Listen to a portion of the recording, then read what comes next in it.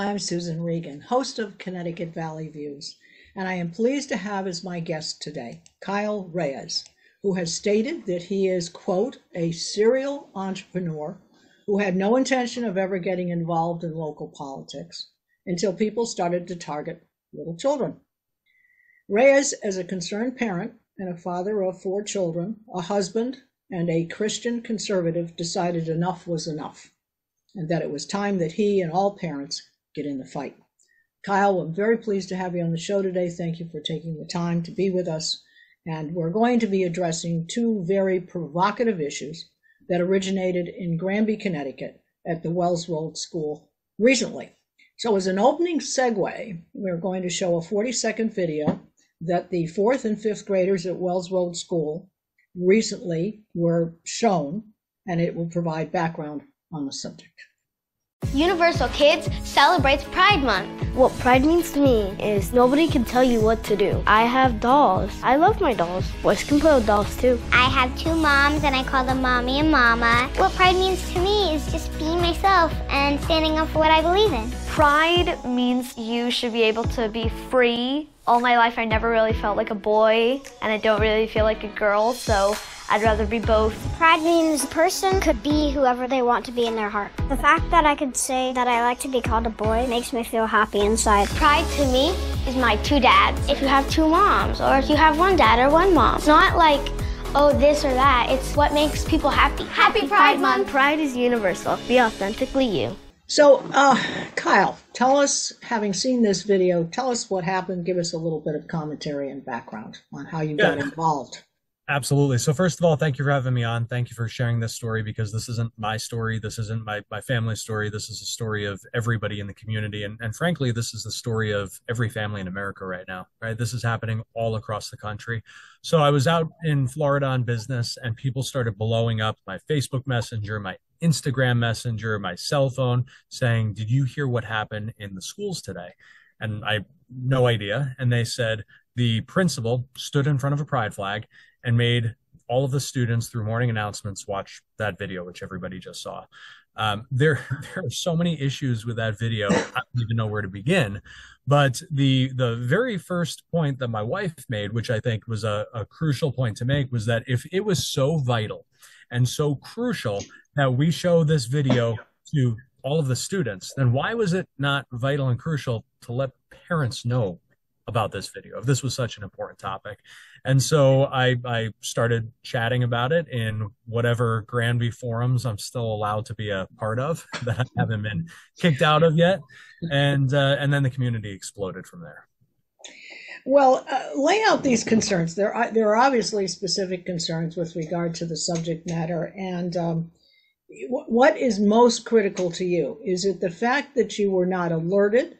Is it the fact that the students were being given subject matter that they could not absorb, particularly at this age group, 4th and 5th graders? What do you think is the most critical concern that you need to address? I mean, yes. So all of it. These are all huge concerns. First of all, the fact that they didn't inform parents says that there are things that are happening within the classroom that the principal and faculty feel that it is appropriate to hide from parents. Second of all, listen, we're not about banning books or anything like that. We're about age-appropriate conversations, an age-appropriate curriculum. We are about education and not indoctrination. There was absolutely no reason to be having these conversations about sexuality, because that is what these conversations were about with children. There is absolutely no appropriate time or place in the classroom to be forcing students to watch a video where, first of all, little kids make it very clear that they get to call the shots, right? Like, well, this is what I want to do, so this is what I'm going to do. I mean, that's the message that it's sending to these kids. Nor is it appropriate to be showing little kids who are 3rd, 4th, and 5th graders videos where they are being groomed into believing that a boy can become a girl can become a they. There was nothing appropriate about this video. Well, what I see, Kyle, is not only the confusion, but I think the fact that it's become such a unilateral decision by teachers or the Board of Education, or in this particular case, the principal of Wells Road School made this decision for this video and to show it without even advising or asking for approval by anyone higher up in Granby's administration district school. So it didn't go any higher. She just made this decision by herself. So this was not only unilateral, this is one person making the decision. Now, there was the second part where both boys and girls, there was a letter apparently sent out by her or from her office or whatever, that there were going to be feminine or women's hygiene products, a kit, it was kind of a toolkit, that was being sent out to all fifth graders, and that if parents wanted to opt out, they could and not have that given to their children. However, it was given out early in the week, a Monday or Tuesday, I don't know the exact schedule. And then by Friday of that same week, parents were to come back and opt out. Now, we know parents are very busy with not only their family, but their jobs and their responsibilities. So the fact, did they even see it or see the letter? Did they have time to absorb it? Have a conversation with their spouse about it? And did they have time to get back? So literally this stuff went out. Your thoughts on that? So first of all, for a town that prides itself on technology and advancements in learning and teaching, it blows my mind that in 2023, we aren't properly utilizing all of the communication tools that are at our disposal. I mean, last I checked, we have these wild, fancy things called cell phones and this insane, otherworldly technology called texting, right? We can use these things to communicate when we have a snow day or a delayed opening. We can use email to send out communication, but we conveniently are resorting to very passive comms to communicate something that's crucial. And the thing is, for us, this was the icing on the cake. And this is what people don't understand. This was, I said it on Fox and Friends, this was the straw that broke the camel's back for us. In that school, in Wells School, there was a list of 50 books, the first read books, where the kids were being read these books throughout the school year, never communicated to the parents. Did you know that among those books is a Stacey Abrams book about racist white police officers, is a book about transgender crayons, is a book about families of illegal immigrants that feel like they're being discriminated against, and families of lesbian moms. None of this was communicated. And so when parents started raising these concerns to the principal, her response was, well, this isn't an issue because nobody's complained about it. And they said, well, when exactly did you alert parents about this or tell them about these books? And her response was that she has no requirement or no obligation to do so. Oh, and who made that decision? I mean, where did that get decided? Apparently made that decision. And if you look at the letter that was sent out afterwards to the media, when the media said, what's the deal here? Why would you just do this without, getting permission or discussing it with the parents or alerting anybody? There was one crucial component of that letter that went out that she missed, which was, I'm sorry, which was, I screwed up, which was, this was inappropriate, which was, here's how we're going to make sure that this doesn't happen again. Instead, she doubled down on it. And there was a Board of Education meeting that was held last week that it's my understanding from a number of faculty members that the principal apparently worked with a number of the teachers to make sure that teachers flooded the room so that other parents couldn't come in and had their voices heard. And listen, the Board of Education in Granby is a very Republican-heavy Board of Ed.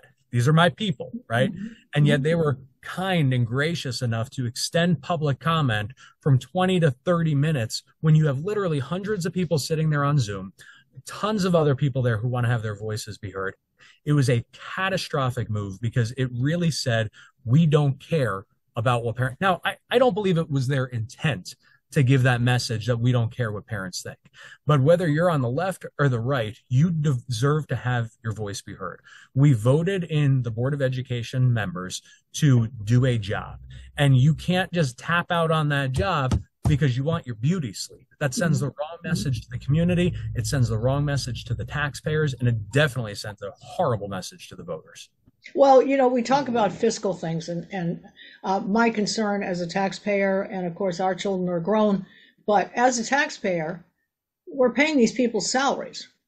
So it would seemed to me that we would have some say-so in what the directives would be and what the curriculum would be. And not only that, I am a great proponent of well-educated, independent thinking people. And we need to raise these children to have their own thoughts, but they're not. They're being, I guess I'm going to use this word overly, people use all the time, grooming them to think in a different way at a time in their lives when they're already confused by things. And it's very, very easy to persuade them and make them feel as though they're out of it if they don't go along with the program. And more so is the holding hostage to parents that their job might be in jeopardy, or their children will be harassed, or they may be required to be quiet, or their job will be eliminated. These kinds of things, in order to keep people herded like cattle, is inappropriate, particularly when we're paying their salaries. Well, and listen, not only that, but we've had an issue in the town now for a couple of months, ever since the announcement of the incoming superintendent, who I'm sitting in my truck right now in Glastonbury, the very town that is celebrating the departure of their outgoing assistant superintendent, who's our incoming superintendent. And so people are absolutely terrified that they are going to be doxxed and canceled. When the media called me, listen, people have been trying to cancel me and my companies since before cancel culture was the cool thing to do. It wasn't even a term when they started coming after us. So I'm not worried about that. That's not an issue for me. But I have always worked extremely hard with my wife to keep our kids out of things, to keep our kids away from all of that exposure. And so when the first TV station to contact me was WFSB, and they said, we heard about what you posted, we heard about what you exposed, we'd like you to speak about it. I said, I'm not doing it. I don't do this stuff on camera when it involves my kids. I need to protect my kids. And they said, well, we've had literally dozens of people give us your name, and none of those people will go on camera because they're worried they will lose their job, they'll lose their business, they'll lose their family, they'll be attacked, they'll be harassed, their kids will be targeted in school by the administration. And so that's, at that point, I was like, well, they're right. I mean, this is the reality of it. It took 4 days before in town, myself and the owner of Route 10 Tire were put on a list of businesses to not do business with, and we were accused of being anti-LGBTQ RSTUVWXYZ, Right. homophobes, sexist, misogynist, racists. I mean, this isn't about gay versus straight, Democrat versus Republican, liberal versus conservative, black versus white. It's not about any of that. This is very simply about protecting kids. You are either in support of protecting kids or you are not. This is a very clear line. And anyone who feels that it is appropriate to talk to little children about sexuality and you are not the parent of said child, you should not be allowed within 1,500 feet of a school district. This is so clear. And so after I spoke out about it, the attacks began very quickly. We made that list, which was posted in this group called Granby Living, which is well known for kicking just about every conservative out of the group. It's well known for attacks and slander and libel. I mean, it's a problem in town, but it does a great job of dividing people. And so the attacks began, the death threats began, the threats of violence. But, you know, this is, of course, from the loving and tolerant people. And so to be clear, this isn't about ma'am, the number of emails and messages that I've gotten from gay community members who have spoken to me. And of course, I open it up right away and it starts with, you need to know that I'm gay. And now, first of all, I don't care. Right. That's your business. That's none of my business. But right away, I'm like, oh no, I'm about to be attacked. And it's followed by, thank you so much for speaking up for our kids. Our movement, everything that we have fought for has been co-opted and has been hijacked by extremists who are looking to ride our coattails because they know that there is no support for a community of people that will literally argue to groom children. And so I spoke on Christian Broadcast Network and then on the Dennis Prager show about how, you know, this is essentially trying to normalize pedophilia at this point. And when I shared a clip of that in the Granby Forum group, I was attacked and I was told, you don't understand. You are an ignorant, insert choice words that we won't share here. You are ignorant because you obviously don't understand that there's a difference between being a minor attracted person and a pedophile. Oh, think about that first. Oh my God. a minor attracted person and a pedophile, and I'm ignorant because I don't believe that there's a difference. Now, technically, sure, one acts on it and the other just wants to act on it. But you know what? As a dad of 4 little girls, same thing. Yeah. Same thing. Yeah. Now you've taken your children out of the Granby school. Yep, we let our kids finish off the last couple of days, okay, because we didn't want our kids to suffer because of this, right? Like, they've worked all year. They had a couple of days left. It was field day and, you know, all the activities, sure, and some friends. So we will be homeschooling our children moving forward. Okay. So now, does that mean, is your wife work? Does that mean she has to take time off or quit her job? So she works for our companies. So okay. she's going to focus on taking care of the kids. Listen, my wife, thank God, is much smarter than me.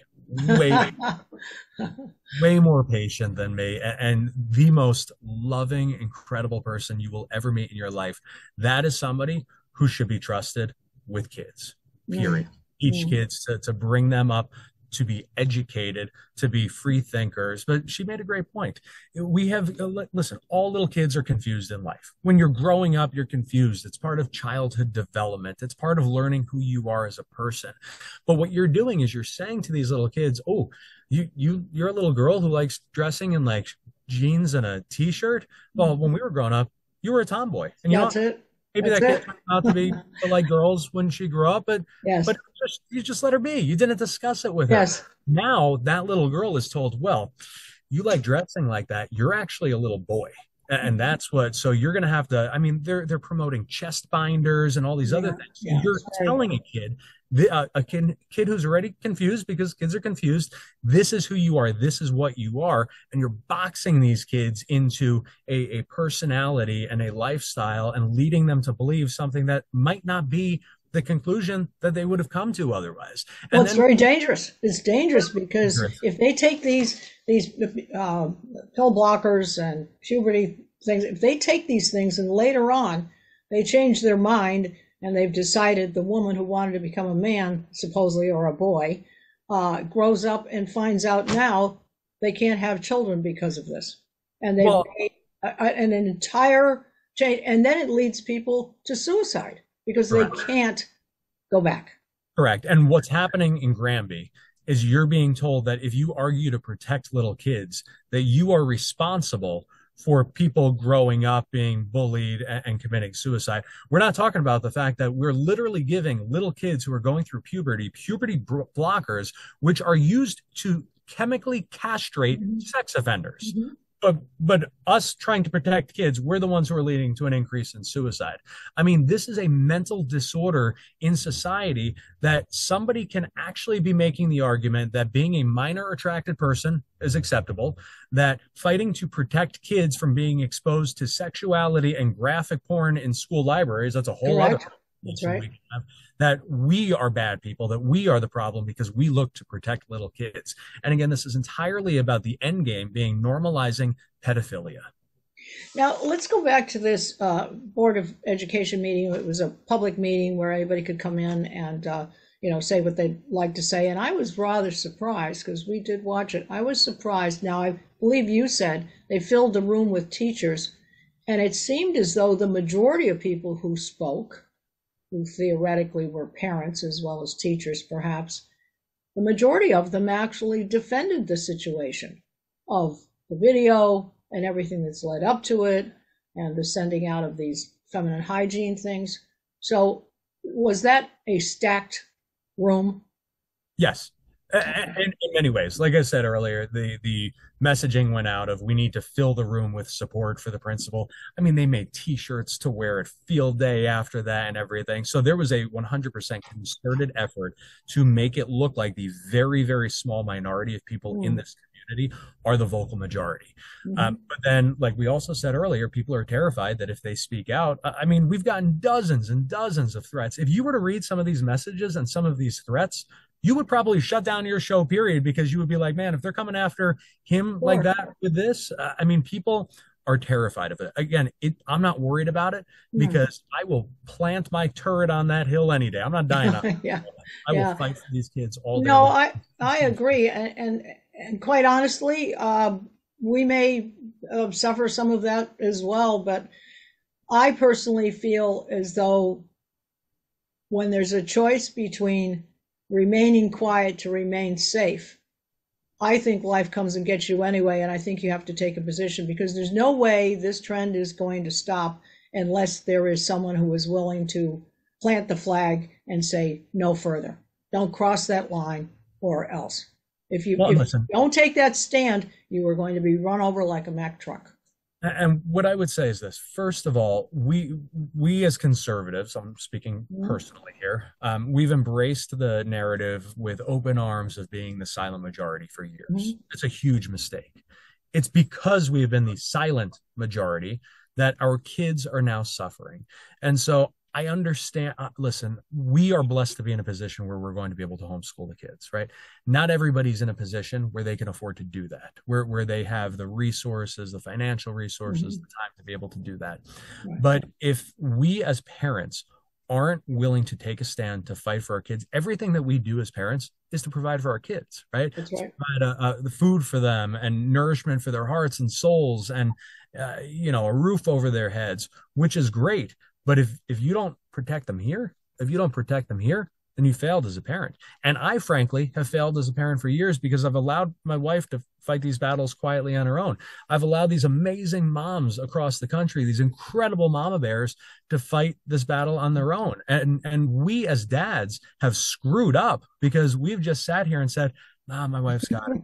And you know what? There's nobody better to fight these fights than a mama bear. But we as dads need to get in the fight now, too, because they are coming for our children. And if you aren't willing to die on this hill right here to protect the most innocent among us, to protect our own children who cannot fight for themselves, who do not have a voice to fight for themselves, who these people are going after their hearts and souls, then who are you as a man if you're not willing to stand up and fight for them?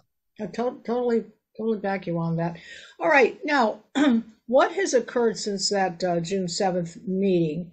We understand there's been a lot of attacks and violence threatened and so forth. But have you seen anything? I think probably it's the media, which has put Granby right in center focus, as you said, on Fox and Friends. You've been interviewed by many people. But where do you see the objectives going forward? Do you have a specific marketing plan, how to handle this, or give us a sense of where you're going next? Yeah, so we launched a website. I mean, is this going to be litigation at some point, or? So that, candidly, I don't know. I hope not. I hate fighting in court because it's expensive and everybody loses. But if that's what it takes to protect kids, then that's what it takes. That's what has to be done. We launched AmericanDads.org for people to sign a petition to get in the fight. A number of people made contributions to there. Now, to be clear, we paid for all this. We're not taking any money back out of it. That money is into the cause. Anything that did come in through there is going directly into conservative parents who decide to run for boards of education in their communities. We're putting all that money right back in. Within 3 days of launching that website, we came under what my business partner described as the biggest cyber attack he's ever faced in more than 30 years. He started doing this in the 90s, started doing websites in the 90s. He's never seen anything like this. Anonymous was bragging about it, taking credit for it online. And so we're putting in place some enhanced security measures to protect the site on that. But I believe that the schools were just sort of waiting out their time, thinking break's right around the corner. Sure. I had our people in elected positions throughout the community reach out and say, hey, you're gonna kind of take your foot off the gas, right? And I just started laughing because they didn't realize that my foot's not even on the gas yet. Right. Like this is like the little breeze that you feel going as a storm coming, because if what it takes is continuing to fight this battle in a very big and very public way to protect our kids, I'm all in. Yeah. I will take this fight all the way to the end. We had a company reach out called Align Us. It's like Yelp, but where you could review businesses based on how woke or conservative they are. And so I really believe in pushing these guys because they have opened up the opportunity for parents to rate school boards, school districts, books, curriculum, to let everybody know how conservative or progressive that particular curriculum or book is. So I think it's a great tool for parents to, a lot of parents don't want to go in the media. like I'm willing to do because they're afraid of the attacks. Sure. But this is one way that they can go and release all of that information. Well, be more afraid of not doing anything than doing something. So contact information or a way for people to follow the process and what's going on. What would you like to give? So once we get the website back up and running, it's americandads.org. But in the meantime, they can follow me on Facebook. It's facebook.com/Kyle Reyes CEO. That's my public figure page. They can message me personally on Facebook. I don't actually know what my name is on Facebook. It's Kyle Reyes something. Okay. In my profile picture, I'm wearing a tank top that says "Liberals suck." Okay. Well, it's been very informative and certainly very candid. Probably one of the most candid interviews we've had, which I very much appreciate.